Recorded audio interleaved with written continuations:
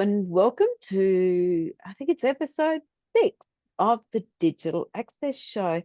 Today's guest is someone I've been wanting to interview for a while.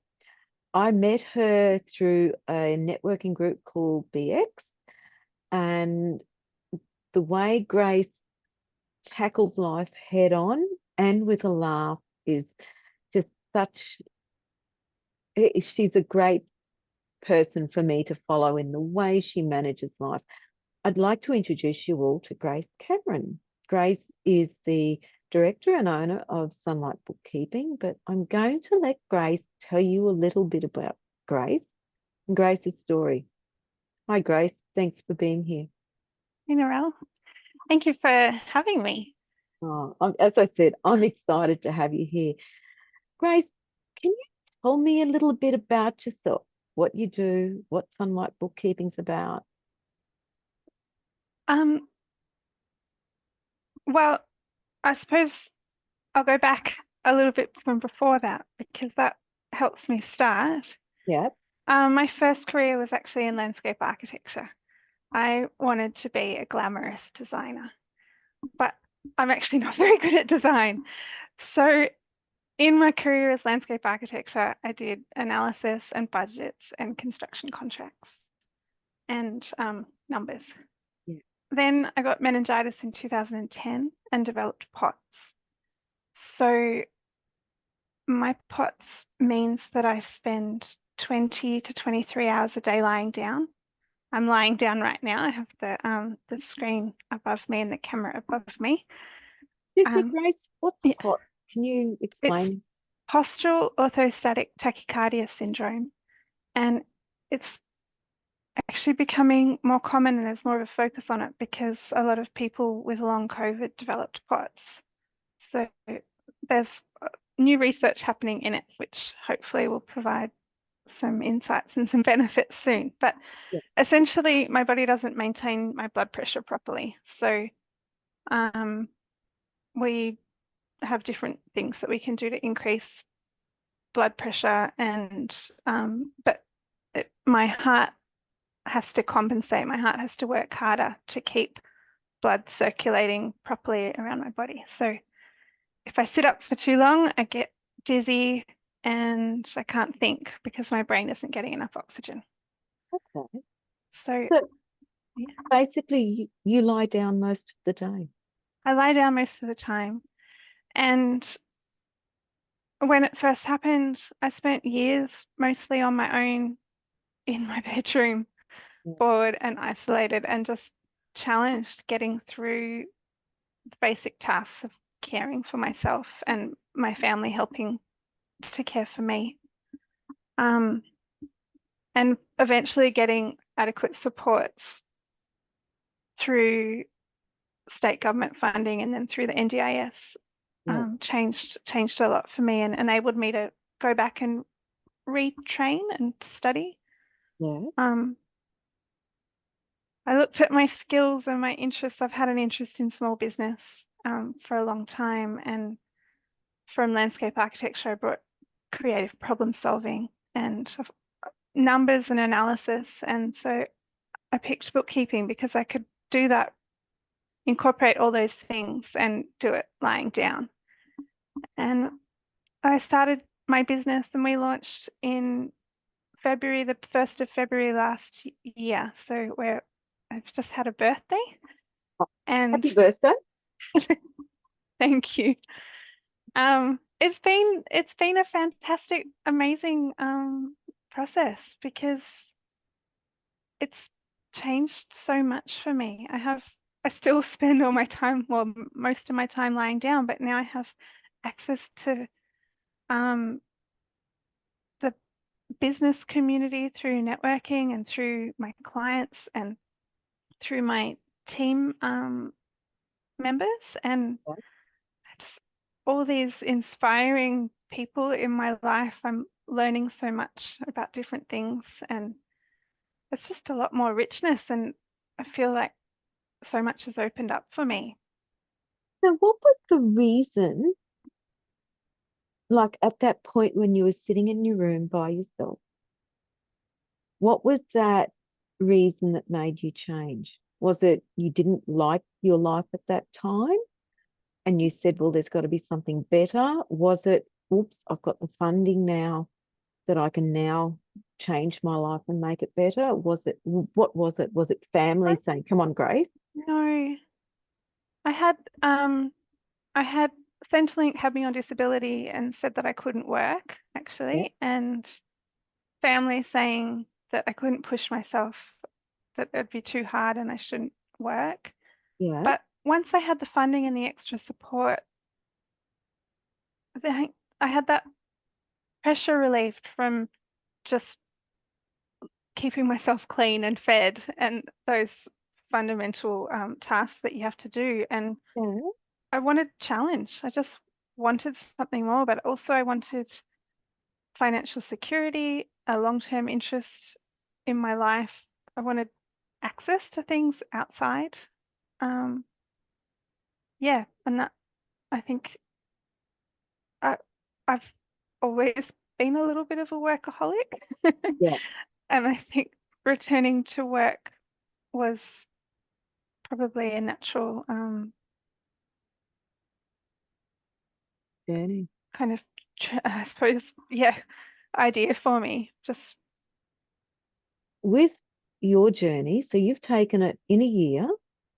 from an idea No, to a I, complete business. no, there was quite a bit of preparation before the launch. Okay, yep. So it was February 1st, I opened for new clients. Okay, And yep. I think for a year and a half before that, we had been doing some preparation. Mm. I'd been doing some training in small business and had help from a program that helps Ignite, that helps people with disabilities start businesses. And we created a business plan, and Okay, I had some family friend clients to kind of practice my systems on. So okay. So, yeah, it was, but still, in a year, you've taken this business quite a long way. I mean, I know there was one conference that you were trying to get me to go to, and I'm saying, oh, I don't think I can do this. I don't think I can do this. You've done it. And what was your experience at that conference? Because one of my things is obviously when I'm at home, I'm in my own space, I'm very confident, yes. I'm very able to manage anything. But take me out of a space that I know, and I find it much harder. The systems aren't there, the tools aren't Yeah. there. What about for you? How did you manage the conference? It was a bit of a test. Mm, Um, it was only an hour from my home. yeah, So I had the backup of someone would come and get me and I'd be able to run away if I needed to. But actually, it worked really well. There was yeah, a bit of planning that was required. I had an electric wheelchair that reclined, and the place I was staying was in wheelchair wheeling distance yeah, to the conference center. And the staff at the conference center were fantastic. yeah, I wouldn't that couldn't have been planned, but that's the way it turned out. Had a woman, she told me that because she's short, she's used to not being able to reach things, and recognized that because I was in a chair, I couldn't reach some of the food at the yeah. on the lunch table. So she met me every day and helped me kind of dish a plate up for lunch. And Oh, yeah, she came up to me to suggest that it wasn't. oh, A, wow. yeah. What other accommodations did you make to enable you to attend the conference? Was there much else? Um, I had a bit of communication with BX. It was a Mhm. BX conference beforehand Yeah. about um, just understanding how it would run, what was happening between the rooms, so that I had an idea. And um, there wasn't a lot that I had to do differently. I didn't know how I would go out all day in the wheelchair because I had never tried that before. Yeah. I spent all of the time during the talks lying down in the wheelchair, Yeah. and I didn't attend all of the conference, but I still was able to do more than I had been able to do before having that wheelchair. And What about Yeah. networking? Were you able to network well at the conference? Did the wheelchair inhibit you in any way from networking? Um, I don't think the wheelchair inhibited me. I Some of it was sitting down at tables, so I was the same height as people. I met a lot of people that I had already met online, and having that relationship already was really lovely to meet them in person.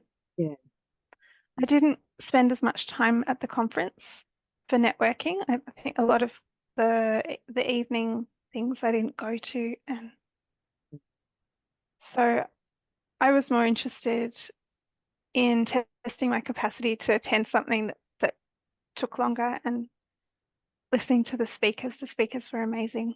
And but I did spend some time networking. so now you've done a conference like that, do you think you'd go again? Yeah, I think I would. And I'd be more confident doing it further away from home. I think I, yeah, no, knowing I've done the trial run, I would be able to do it again. Yeah. Because you have to spend most of your time lying on your back, how do you get your clients? It's, do you still, obviously you're not very mobile. So what are the Yeah. techniques that you use that would be different because you can't go to a lunch or, Well, out to, I oh, do sorry. go to some local networking. Yeah, Um, I don't, yeah, I have some upright time is what I call it. yeah, And I use that sometimes for local networking. I mm, really wanted to connect in, there's online networking as well, but I really wanted to connect into my local community yeah, and meet some people face to face. So I do attend some local events. Um, yeah. I'm in Ballina, Northern New South Wales, so we have a local networking group called Byron and Beyond. Hmm. And they've been really supportive, and I've met some great people through that. Yeah. But most of my clients I've got through, I suppose, introductions. So either I meet one person at a networking event like you, and they introduce me to other people that I then meet digitally. Yeah. And yeah, So, what do you do differently with your digital equipment, with your computers? Do you use anything much different to what the normal person uses? um, well, I would have said no, but we were talking before and I realized that actually I do. I Yeah. have um a breadboard on my lap with a ergonomic keyboard and a trackball mouse sitting on top of Ah, my, it's a serving platter yeah. actually. Yeah. Yeah. um That's and assistive my technology tool, isn't it? it is, and I actually used a matching serving platter to help modify the wheelchair. Yeah. The and I've got screens on monitor arms, which means that they can be positioned in a way that works for me, above me. Okay. So basically, if someone was lying on their bed and thinking Yep. about it, where you like I'm sitting up and looking at my screen, you're lying Yep. down and it's above you with arms connected to the monitors to bring it above you. And the Yes. monitors are what connected to the roof or No, I've got it's a bed desk oh okay. that the monitor arm's attached to. Yeah. So yeah. So it is something what and you talked about the mouse. It was slightly different, you said. It's a trackball mouse. So when I used a standard mouse on my serving platter, if Yeah. I took my hand off it, the mouse would roll down the angle Yeah.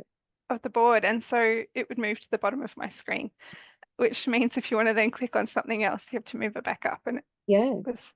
yeah, trackball mice, the mouse is still, but there's a ball that rolls. Okay. So it doesn't roll if I take my hand off it. Yeah. And what about the keyboard? You said there was something slightly different with the keyboard It's as an well. ergonomic keyboard and they're designed so they have an angle in the middle. So Yeah. half the keys face on one angle and the other half face on the other angle. And that works better with my elbows resting on the couch. So you've really taken tools that are mainstream tools and Yes. adjusted them to make it fine for you. Yeah, I created my setup on a disability pension before I had NDIS support. Okay. So everything was done on a budget and mostly, except for the trackball mouse, Mm. mostly from Kmart. Um, And what about like even the desk itself? It's just a standard desk, is it? the Or desk came from Kmart. oh, cool. Yeah, That's interesting, isn't it? Because people often make assumptions that employing someone with disability requires major modifications. it's true. The most challenging part has been the ergonomic wedges for my back and for my legs, Yeah. um, so that I don't end up with Oh, yeah. pressure pain. But those again, it was just a little bit of trialing to see what worked for me, Yeah. and they were not the ones I'm using right now. I think Yeah. were $60 each, so 120 in total. Yeah. Not significant Yeah. outlay. And you work an 8 hour day. Well, actually, you own the business, so you're probably working a lot more than that. I do sometimes, but Yeah. I am told limited with my heart. I'm supposed to work 4-hour days. Oh, okay. I But you're work, sorry. you're, run- you're running a business on 4 hours a day, so you're a very efficient, effective person because your business and let people know how many people you got employed for you. Well, we just have our sixth team member starting Mm. shortly, who is going to be a practice manager. And I'm very excited to have a practice manager come on board because running a business 4 hours a day, um, it has been really hard and I need help with that. So I often am not able to stop after 4 hours. And when I don't stop after 4 hours, my health is compromised. So I'm looking forward to be able to hand over some of the admin tasks. Yeah. You're brilliant, Grace. And obviously I am a big fan of yours, only because of the ingenuity that you've used to adapt so that you can start your own business. What are the challenges you find with clients if they realize that you have this disability? Um, I haven't had any actually. So I think one of the things about bookkeeping is it's an industry that's already set up for remote work. Yeah, Um, I've had I find the challenges I have, the barriers to communication I have with clients are mostly either they're not confident in technology or the need to share information securely and cybersecurity practices. So yeah, um, for me, both are about education. So I can teach people how to use fairly simple software mm, and we can create systems that work for them. Some Yeah, work with each client to find something that works for them that isn't too onerous with the cybersecurity. yeah, Because if if the barrier is too big, if it feels like too much of a bother, they're not going to use the system. They're just going to email things to me, and that um, then they're putting themselves at risk with having their financial information be transmitted in an insecure way.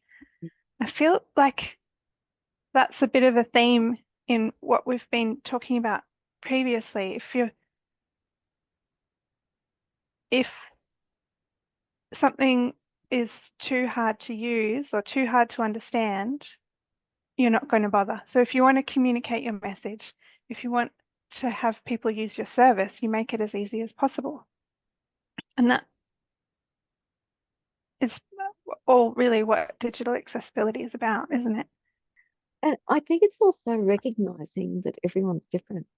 Right. Everyone has a slightly different communication style. Like for me, I did park run this morning, and yeah, I did half the park run with my guide dog, but my sighted guide was ready, so that I've only had my guide dog for 8 months now, and we're still trying to get him up to that speed and for the distance so that he can do it. And so when it hit that 2.5, 3K mark, he said, no, I'm done. And his communication style was, I'll just go a bit slower. And so I knew, and my sighted guide said, okay, take him off harness. He's on leash, and I was on the tether, and we completed the park run. Did we do a PB? No, we didn't. Did that matter? No, because we still did the park run, and it's only 5K. And I still succeeded. But I have to remember that right now, until my guide dog is at that level where he can, do the walk jog, which is what I like to do, that it's going to take time. And I just think anyone when you do something new has that barrier. It's not a barrier, is it? It has that challenge. It doesn't matter what you're doing, you've got to learn how to do it. Yeah. I suppose what I meant was if a screen reader is going to read your website out of order, all the Oh, information is still there, but are yeah, you really going to expect someone to try and piece that together, or they're just going to give up? good point. And I've got to admit, lately I've been giving up because I just don't have the time, Grace. I just Yeah. need to get in, do what I need to do, and get out again. Whatever the application is, or I need that Yeah. one piece of information. I don't want to spend half an hour trying to work out how the website's built. That's a good Yes. point. I just, And yeah, I move on. yeah. And it breaks my heart. Like the having this business and having all these being able to do so much Mm, through the digital world has opened up so much for me. And it breaks my heart that it's not accessible to everyone. I think I always thought of the internet as universal. yeah, Obviously, you need to have the economic means to have a mobile or a computer to access it, but I didn't realize how limited it was for people that use assistive technology. And it should be there for everyone. It should, and particularly people that are isolated in different ways that could communicate and could access things digitally. I think that's one of the things I always think about with you, Grace. You talked earlier in the piece where you were very isolated. You were in your room, you were very isolated, you weren't meeting people.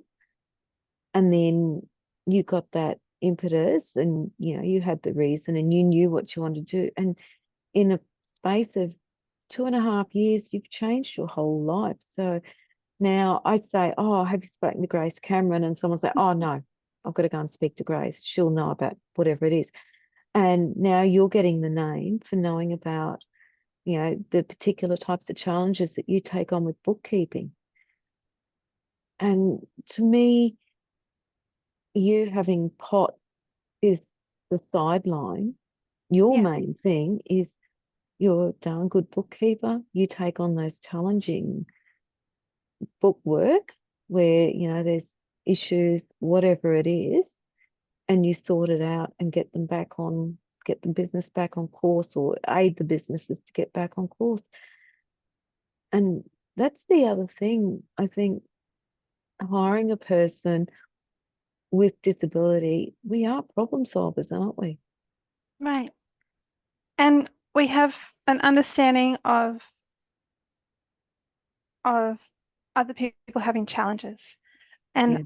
I think I take that, for me, one of my passions is when I speak to business owners, I want them to understand their business. I want them to understand what their numbers are doing. I want them to see their business changing as it's changing so they can act early. If Yeah.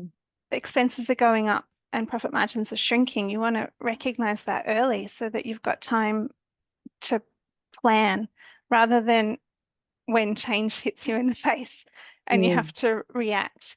And but most people aren't really into numbers and data. And so working out how I can communicate with each client what they need to understand those things, that that is the most exciting thing for me. And I think also maybe the most powerful thing for my clients, being able to use that, whether they're numbers people or not, or whether they like graphs or Yeah. um, So yeah. you're looking at their method of communication and the way they feel the most comfortable to get the message. Yeah, and trying to work together. We don't always get it. It takes time to get it right, but then when we know, we can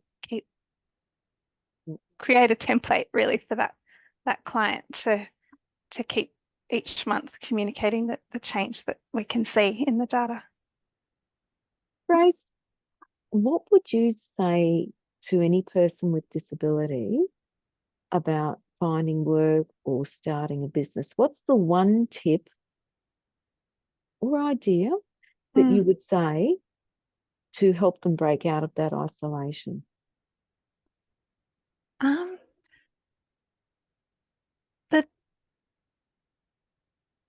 there's two tips actually, and they're not just for people with disability. I think Hmm. these tips are for anyone. The first one is to think of continuous improvement rather than perfectionism. So if you're looking for something that's perfect, it's really hard to start. But Yeah. if you can just start on something small and know that you'll improve it over time, it's much easier to get started. Yeah. And the other one that I used in my business, my business coach actually said it to me early on, and it's been brilliant. And when you have a piece of advice, instead of thinking, I can't do that because of this, can't do that because that requires me to go out of the house and go see people face to face. I think I like the concept, so how can I make that work for me? And take out parts of that concept. And so an example is accountant meetings. Often people suggest to bookkeepers, go knock on the doors of Yeah. all of the accountants in your neighborhood and introduce yourself and set Yeah. up meetings with them. That doesn't work for me, but I can do it digitally. Yeah. So, yeah. Great. Thanks. I think you've got such a powerful message to give across, and I appreciate your time today. I really do. And just sitting here and looking at what you've done in the last 2.5 years, brilliant. And congratulations, Grace. Thank you. You are an exciting person to sit back and watch to see where your journey takes you.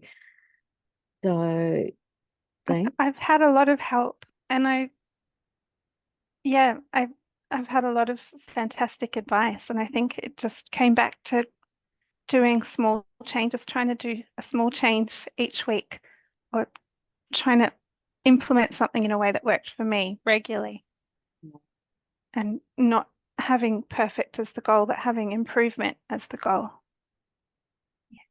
Thanks, Grace. Thanks so much for your time today. So, Grace, how can people contact you?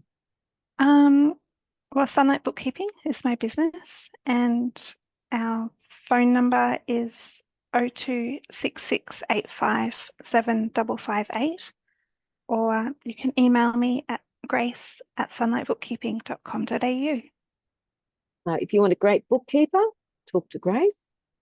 If you want inspiration and understanding that there's no such thing as a barrier, it's a challenge, and a challenge is able to be met, not sometimes the way you would think, because let's face it, Grace has just done a podcast lying on her back on Clover, according to the screen, and she's done it with a laugh.